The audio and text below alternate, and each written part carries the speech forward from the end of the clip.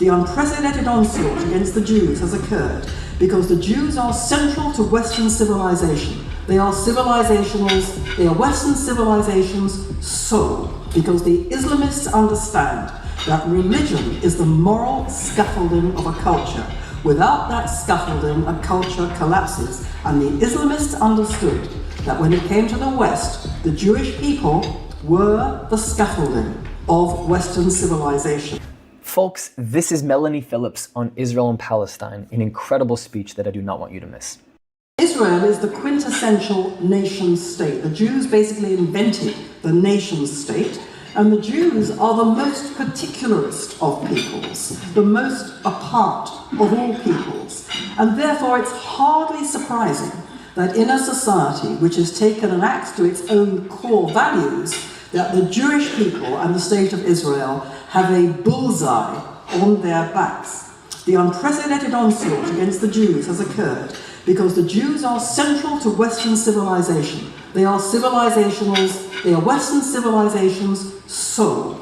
And this is a society against which the West has itself venomously turned. October the 7th, I would suggest, turbocharged the West's decades-long process of cultural suicide. Now, the Islamists understood this far, far better about the West than the West has understood it about itself, because the Islamists understand that religion is the moral scaffolding of a culture. Without that scaffolding, a culture collapses. And the Islamists understood that when it came to the West, the Jewish people were the scaffolding of Western civilization. It's why they say in terms that their aim is first to destroy Israel and the Jews as a precursor to coming for the Christians and destroying the West. From the early 20th century, the Islamic theorist Sayyid Qutb, who inspired modern political Islam and reawakened Islamic holy war against the non-Islamic world, from him to Osama bin Laden, from him to the Hamas Charter, Islamic jihadists have always said their war is against modernity, which is a kind of bacillus carried by the West, and behind both modernity and the West are the Jews. So the West's onslaught against itself and its core values and institutions created, as we've heard today, a cultural vacuum. The Islamists saw their chance. They understood the point about a cultural vacuum. If there's a cultural vacuum, there is no national identity that anyone even understands, let alone wants to defend. And they saw their chance and seized it, which is why we have the eruption into the Western world of the Muslim Brotherhood, with Hamas as its terrorist wing. You had here the Holy Land trial, where there were documents that were discovered that laid out very clearly the Muslim Brotherhood's aims of the democratic subversion, of violence, and of having lots and lots of babies, which are being carried out to the letter, and nobody mentions it apart from people like yourselves. And I would suggest that there was a further step that needed to be taken and was taken, because the ground for the Islamists had been laid from the 1960s onwards by the cause of Palestine.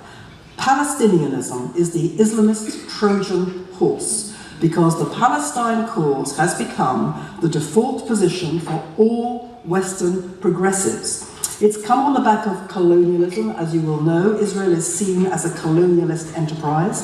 This is crazy. The truth is that the Jews are the indigenous people of the land, and it's the Arab and Muslim world that are the colonizers, and Zionism is the great project of decolonization.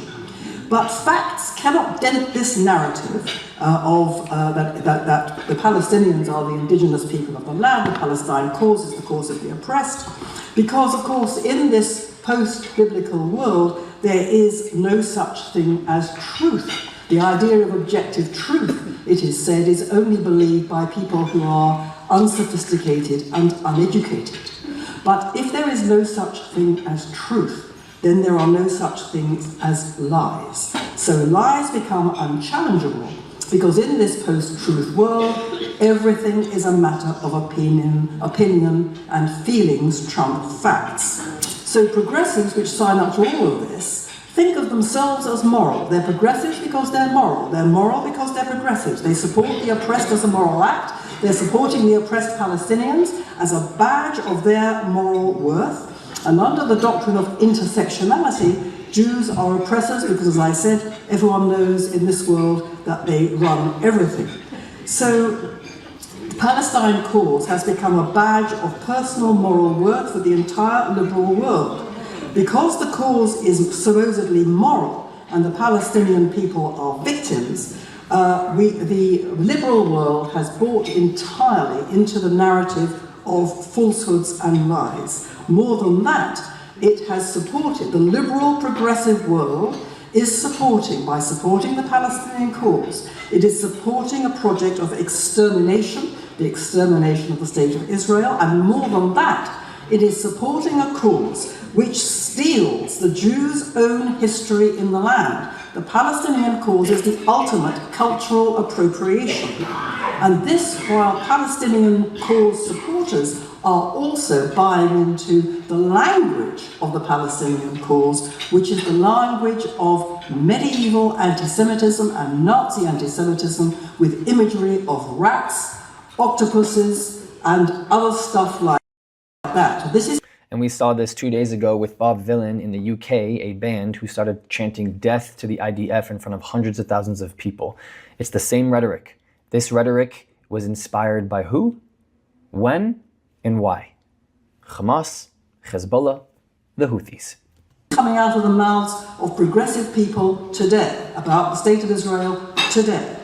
So this terrible thing is this, that if you're a progressive person, and you believe that supporting Palestine is a badge of moral worth, you believe that the Israelis are colonizers, and therefore they're really evil people, it follows from that anti-Semitism becomes obligatory.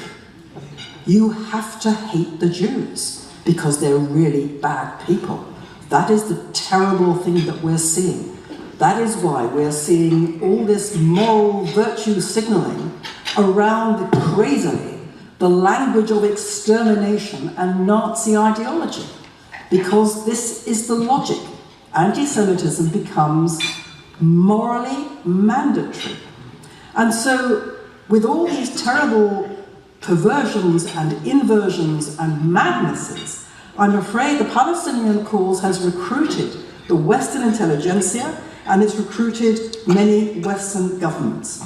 All of them subscribe to the religion of universalism, because the brotherhood of man means that the transnational superstructure of human rights law, of international courts, of the NGOs like Amnesty, Human Rights Watch, all of which are actually, because they represent the world, they're actually dominated by rogue states and tyrannies and kleptocracies, all of which are mortal enemies of Israel and mortal enemies of freedom and democracy.